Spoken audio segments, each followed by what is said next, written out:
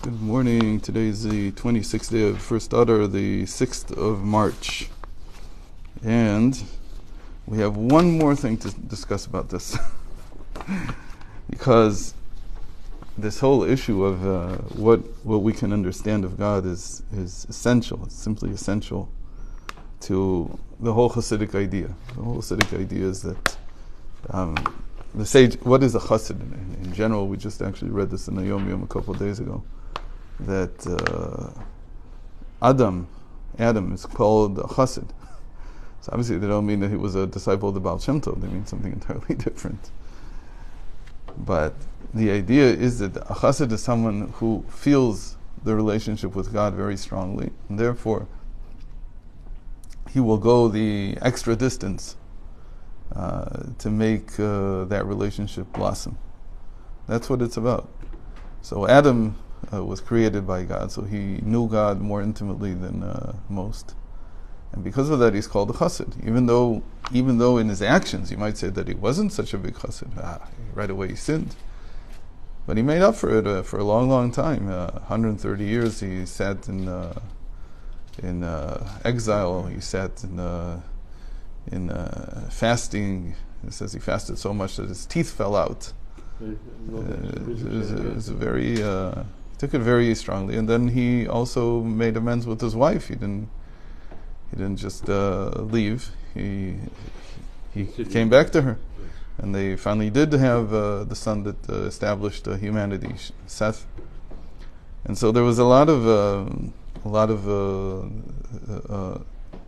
things that came out of this relationship. So you can't.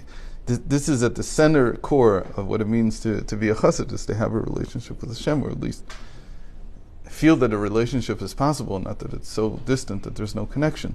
So the last thing I want to say about this is that even after everything we said, and we said yesterday about the method is to grab the understanding and then to let it go. That's profound. Yeah, that's the basis of the Baal Shem Tov Shita.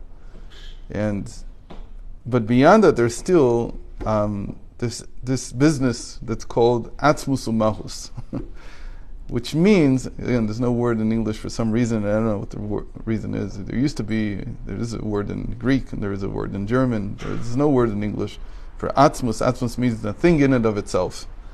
So God in and of himself and his essence are supposed to be, and that's the way it's brought in Chasidut.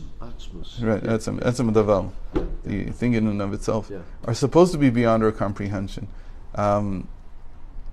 And that's the way you need to read all that is written in Hasidic literature. Whenever it talks about Atzmus Mahus, it's not really talking about that. It's actually talking about what we can understand to be the essence of godliness.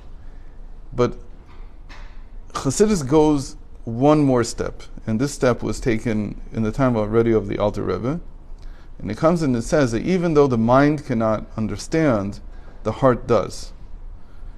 And this is based on the Zohar, and it's actually a Zohar in last week's Parsha, and Moshe being put in the cleft of the rock. And the Zohar there says that Moshe then was in a position that he said, but in the end I didn't see you. I only saw your backside, what about the rest of you? And so in the Zohar, in the Raya Mehemna, the part where Rashi is talking to Moshe's soul, there the discussion is such that he says that indeed in the mind you cannot see. Rashbi says to Moshe Rabbeinu's soul, indeed in the mind you could not see and you weren't able to see, but you can see through the heart. And the heart is something else. And then he introduces this whole concept of Re'uta Deliba, the will of the heart, or the mind's eye in the heart. There's different explanations of what it is exactly. And he says through that you can see. And so what is that? That is what's called in Chabad literature that I have a sense, the Alter Rebbe says, and he's quoted by some of his Talmidim, I have a sense that even though Hashem could be entirely different from what I imagine him to be, I have a sense that he is exactly what I imagine him to be. Meaning that in the heart, the relationship is real. It's not some kind of... Even if Hashem could be anything else, obviously. Okay. But because He wants the relationship, then it's almost like again, this has to be the heart of like a tzaddik, but it has to be a person who's really pursuing this relationship. But when that is the relationship, as long as it's according to the Torah, he can't be idolatrous and say this, that doesn't work. But the moment that it's according to Torah, that is the way Hashem is. Meaning that the way that the tzaddik perceives. There's another way of saying this. When they were younger, and by the Magid, there was a discussion among his Talmidim, among his disciples, how would you run the world differently if you were God? They talked about this. And everybody said that they wouldn't run the world the way it's run. And the Alter Rebbe, who was the youngest of them all, he said, I would run it exactly the way Hashem is running it. In other words, what he's trying to say is that I understand, I agree, it's not just one directional, it's two directional. It's He wants to be the way I perceive Him, and I want to be the way He perceives me. That's the depth of the relationship. So the way that God perceives us is the way that the world is run, meaning that He perceives, we understand that everything that He does is for our betterment. Yes. So it's the way He perceives us. So He says, yes, I agree to it.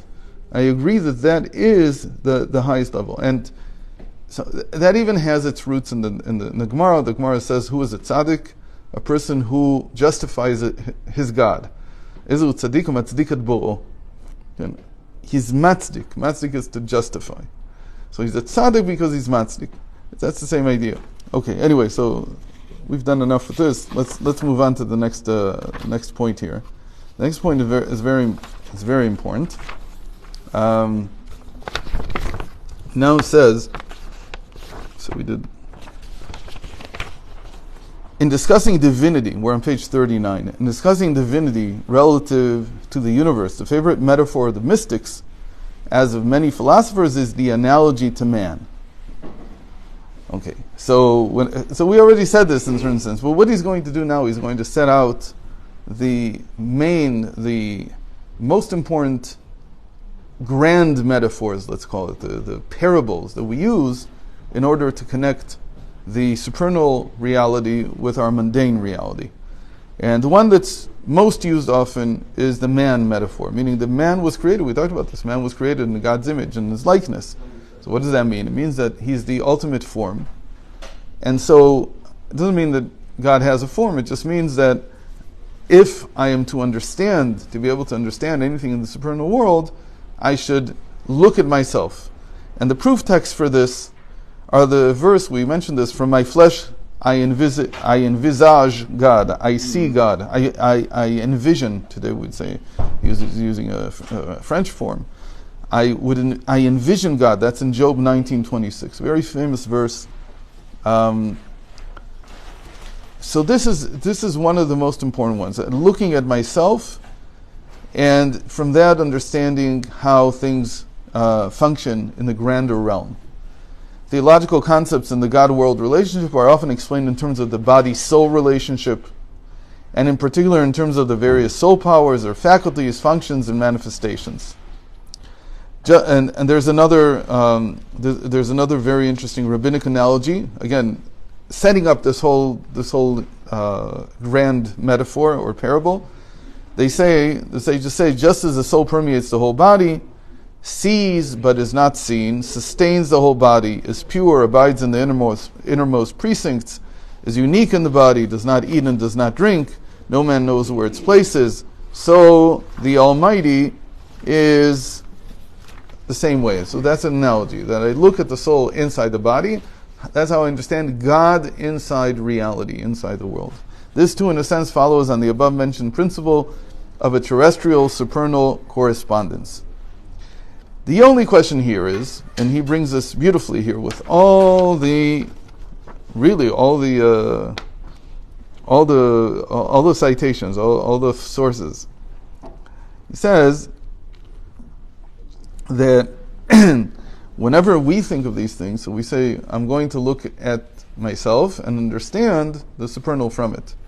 But we mentioned this before, that the Rebbe has from his father a letter where he teaches them a principle which is, I didn't mention then, is actually from the Shla, from the Shnei Luchot HaBrit. And that principle says exactly the opposite. That it's not that man is is where I'm looking from. Man is the secondary form of this.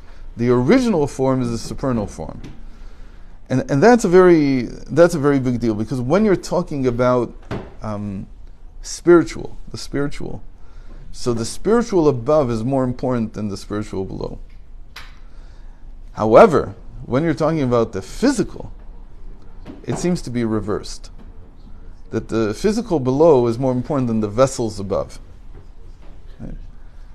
The physical below is more complex than even the vessels above. The spiritual, it's the other way around. And I'm saying this without having a complete source for it, but there's certain things in the Tanya that I can quote that show something like that. For instance, Tanya says that God left, meaning he let go of all the great supernal worlds that he had in order to dwell in this lower world.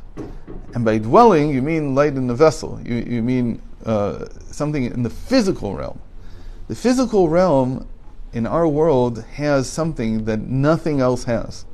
And it's that it's created ex nihilo. It's created being out of nothing. That being out of nothing sounds very maybe innocuous. Like, okay, it's either something for something, it's being for nothing. What does it matter? So we don't have time today. We'll begin to discuss it. I hope as we go along to understand how much this changes everything. And God willing, we'll continue tomorrow. Sorry, I'm late. Yes, sir. Listen, I did a little bit of research. Yeah, on that Marcus.